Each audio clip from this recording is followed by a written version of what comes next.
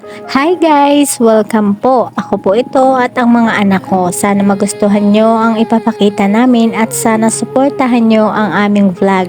Simpleng buhay at banding naming mag-iina.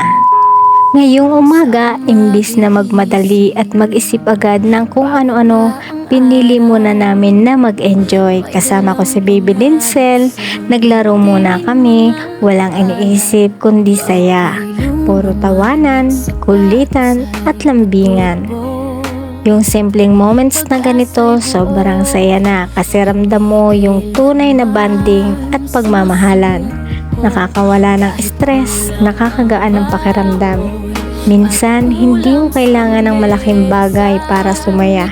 Sapat na yung mga ganitong sandali kasama ang mahal mo sa buhay. Kaya cherish every moment, lalo na kapag kasama mo ang baby mo kasi mabilis lang lumipas ang panahon. At sa mga oras na ito, kumakain naman si Baby Linsel ng kanyang tinapay. Sarap na sarap siya habang dahan-dahan niyang kinakain. At maya-maya dumating naman ang pinsan ni Baby Linsel para pumasyal. Lalong naging masaya ang paligid kasi nagkaroon siya ng kalaro. Nag-share pa sila ng pagkain. At sa mga oras na ito, dito ako ay gumagawa ng video para kay TikTok. Kasi nagkaroon ako ng violation kay TikTok. So nag-appeal ako dyan at yan, sobrang tuwa ko nung na-approve yung aking appeal. Thank you very much talaga.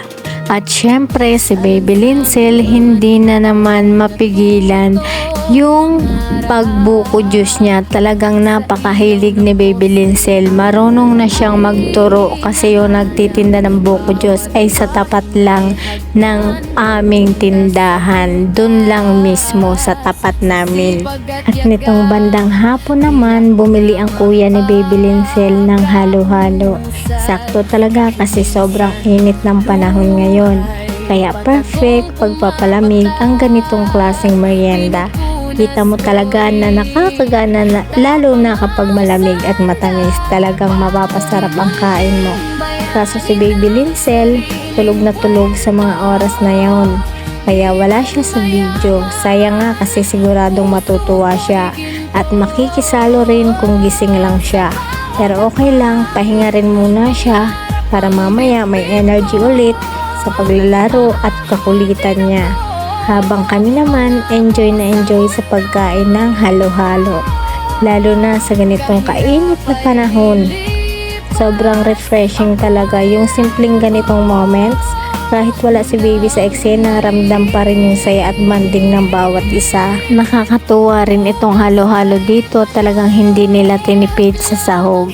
Ang dami niyang lahok at meron siyang saging, langka, basta hindi lang siguro 5 ang sahog nitong halo-halo rito. Sobrang init kasi ng panahon, kahit sa loob ng bahay napakainit pa rin ng singaw, kaya talaga namang maghahanap ka ng mga ganitong pagkain. Ayan, makikita nyo guys, sobrang dami niyang lahok.